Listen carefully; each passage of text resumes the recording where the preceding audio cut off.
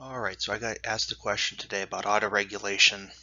So I wanted to make a brief video, and then I got into making some slides, and here we are. So, all right, so what is autoregulation at first? So just to define it so that we're starting from the same basic vocabulary on it. Autoregulation in the context of strength training is a training principle whereby the coach and or the trainee will adjust the intensity, that is to say the weight on the bar, the volume, or some other aspect of a particular workout based on the trainee's performance readiness or state of recovery on a given day.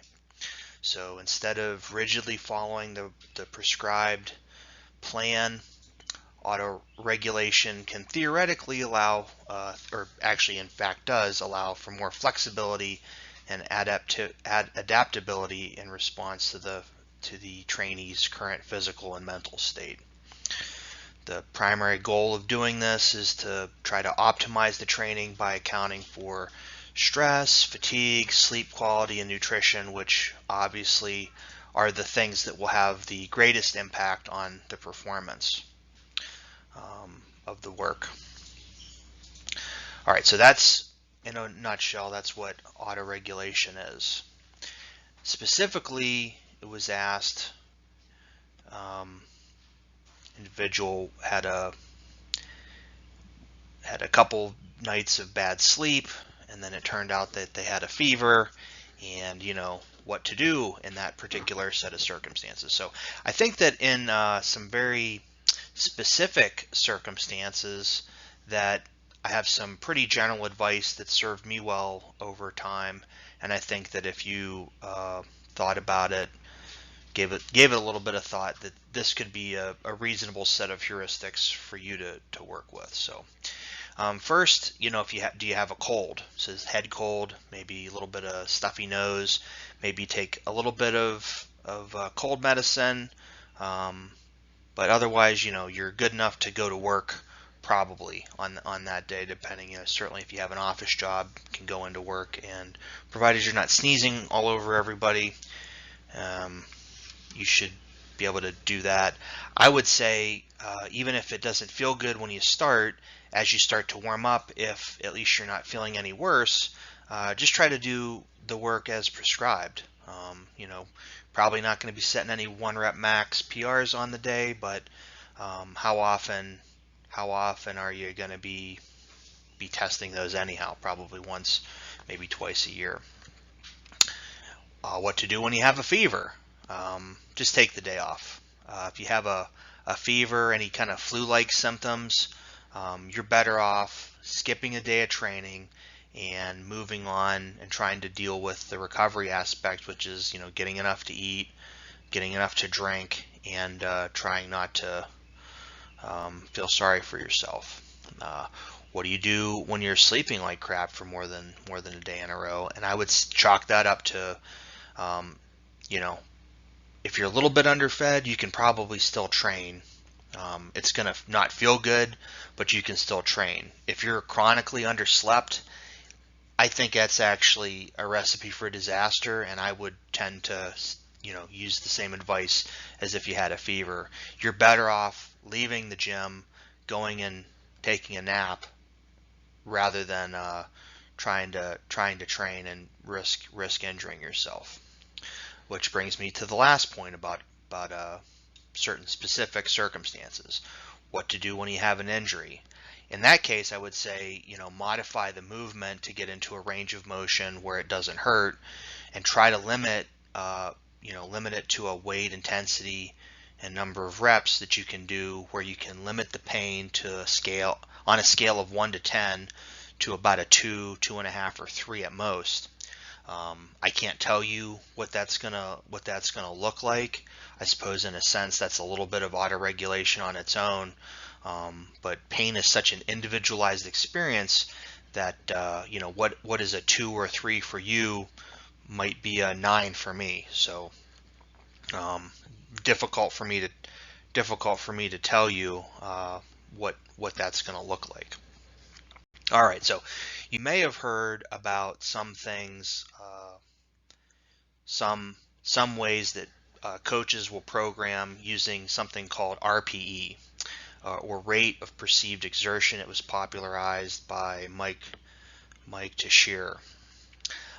It's a subjective measure of training intensity based on the individual's perception of the effort. The athlete, again, just like with autoregulation, you're going to adjust the weight or volume based on how difficult it feels using a numerical scale, typically from 1 to 10 to gauge your exertion level. The problem I find with this is that it's very difficult. It is very difficult to get calibrated in terms of what is exactly the RPE, especially in particular for new trainees. I think that you need time and experience to use it before it starts to make sense.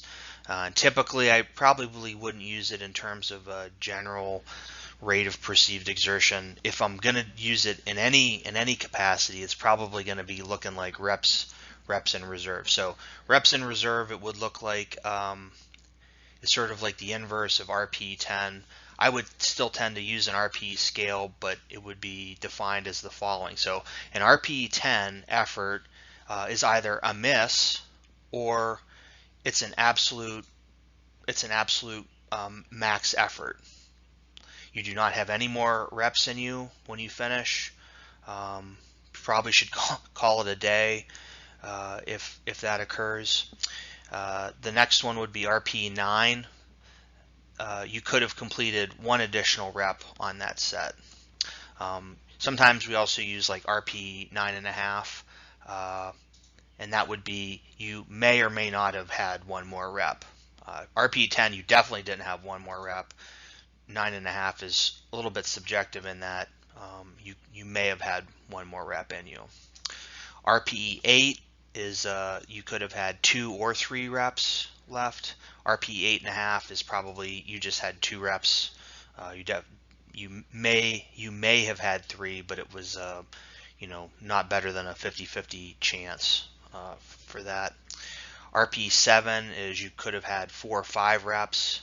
RPE 6 is like your last warm up. It should be relatively easy and fast, and I would never program anything less than an RPE 6. The further you get away from an RPE 10 kind of reps in reserve kind of deal, the fuzzier it gets, the less clear it is to me or to you, unless we have a lot of history together in terms of what is actually an accurate RPE 7.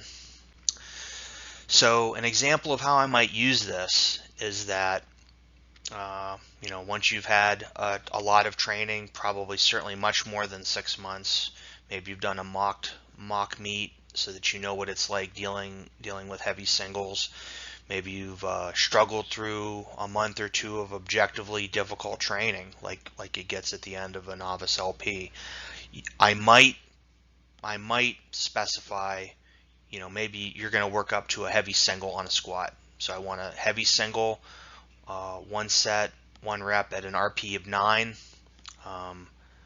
and I would tend to specify, because I would, we'd have this training history together, that I would project that under normal conditions, you walk into the gym with a normal, adequate readiness.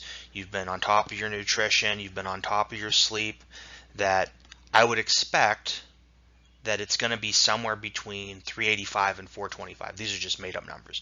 I don't really know what it is, but that's how I would tend to specify it. I would have a wide range so that if you weren't really feeling great, maybe you're just a readiness level of 3 or 4, maybe you'd be at the bottom end. But if you were feeling really good, you probably go to the top end, or you might even go a little bit higher. Maybe 10 pounds higher, maybe 5% more than whatever the top end of the range is. So that takes a while, I think, to get to that point.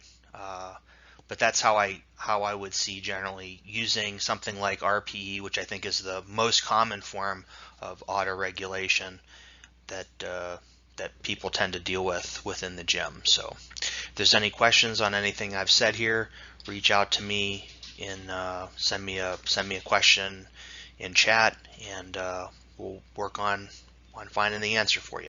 Talk to you soon.